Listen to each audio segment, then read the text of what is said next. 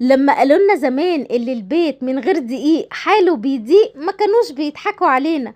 والنهارده جايه اقولك بشويه دقيق من عندك من المطبخ وحبيتين من البيض هتقومي تعملي بسكوت فلاحي اصلي من بتاع زمان. طعمه حلو جدا، سهل ولذيذ، والطريقه بسيطه جدا. تعالي اقولك عملته ازاي. ينفع كمان الفتره اللي جايه ايام الدراسه، واحده بسكوته مع شويه لبن وهما نازلين الصبح هيوفروا عليك فطار كتير.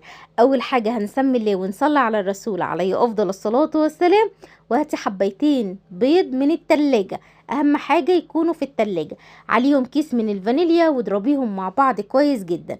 نص كوباية من السكر البودر وخلطيهم مع بعض بالشكل دوت كده. لو حابة تحطيهم في الخلاط مفيش مشاكل خالص. معايا كوباية من الزيت. طبعا الكوبايه اللي عايرنا بيها الزيت هي اللي بنعاير بيها بقيه المكونات كلها. والنهارده البسكوت بتاعنا حابه اعملهولك بالكوبايه عشان ما يبقاش ليكي حاجه يا ست الكل. ربع كوبايه من الحليب ساقع طبعا برضو من التلاجة. معايا كوبايه كامله من النشا.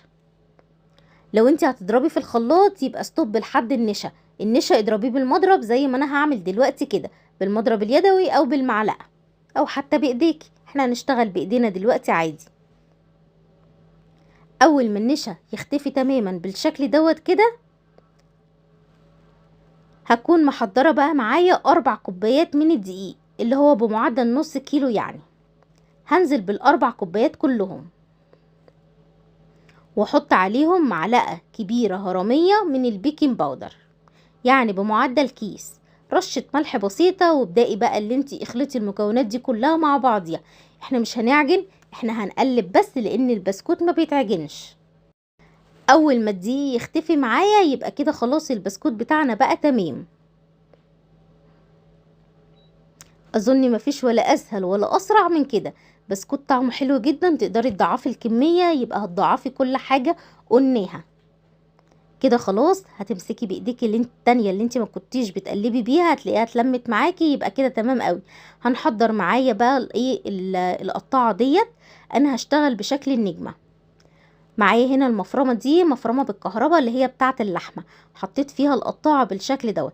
عارفه بقى لو معاكي حد يساعدك هتخلصي بسرعه الصاروخ، لكن انا طبعا كنت واقفه لوحدي فبقيت اللي انا اشغل شويه واقفل شويه.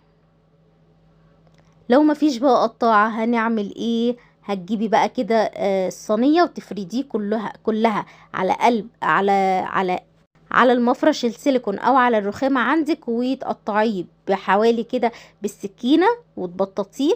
وبحرف الشوكة تقدري اللي انت تعملي فيه اشكال، هيطلع معاكي سهل وسريع وطعمه برضو هيكون حلو قوي. والتشكيل ده بسيط جدا.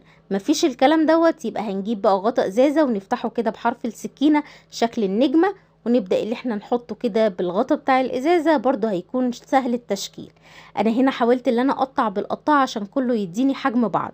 استنيت لحد ما خلصت كله وبعد كده دخلت الفرن على درجة حرارة 170 على الرف الوسطاني، وكنت مشغلاه من قبليها ب5 دقايق من غير شواية. هيطلع معاكي شكله بالجمال دوت كده، مقرمش، طعمه حلو جدا، مش مستحمل حاجة، مش محتاج اصلا اللي هو يتسقف اي حاجة.